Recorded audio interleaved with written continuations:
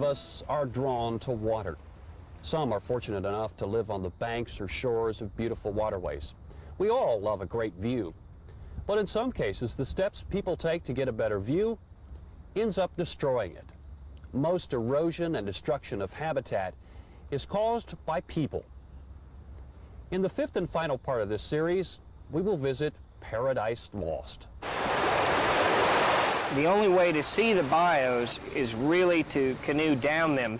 It's also the only way to see the erosion of banks caused over the years by pollution, severe weather, and by human beings. Most of the major erosion problems have been caused by the landowners themselves trying to manicure the bayou too much to have a view for themselves. Once native plants are removed, the banks are vulnerable to the force of the water, so the quest for a better view ends up destroying it. It's already failed once, as you can see in the middle, and that's what they've done for repair work. You would think that they'd learned their lesson by now. This on your right is interlocking concrete.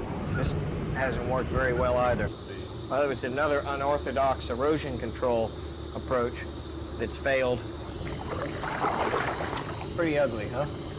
Experts say the best way to fight nature is with nature, by putting back what was there before. I really think that the bioengineering method is the best.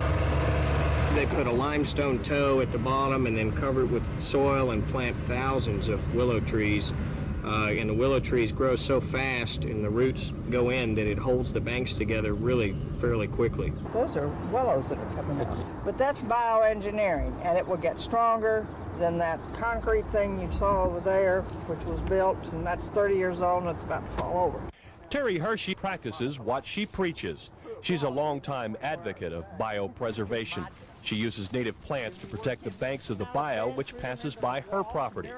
Of course, it's more than just erosion control. It's restoring lost habitat where birds and animals eat, live, and reproduce.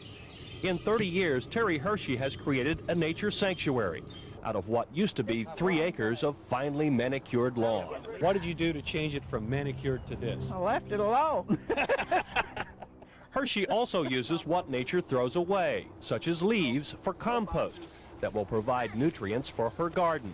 Most people don't do that, and as a result, lawn clippings, leaves, and tree limbs waste a lot of landfill space.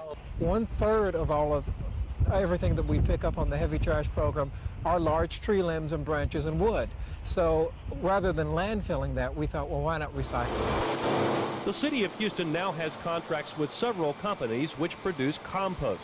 It saves landfill space and it saves the city money. This wood was removed from the shores of the Houston Ship Channel. The Houston area has 3,000 miles of waterways that all empty into the Galveston Bay system. Put the plants in about 1.5 feet apart.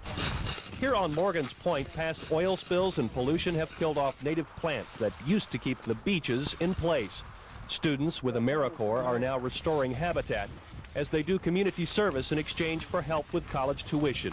And in about 6 months, they will be thick and they will establish a good healthy root system, and they'll look like the plants in the foreground up here. At high tide, young marine life uses the area as a nursery to feed and grow up.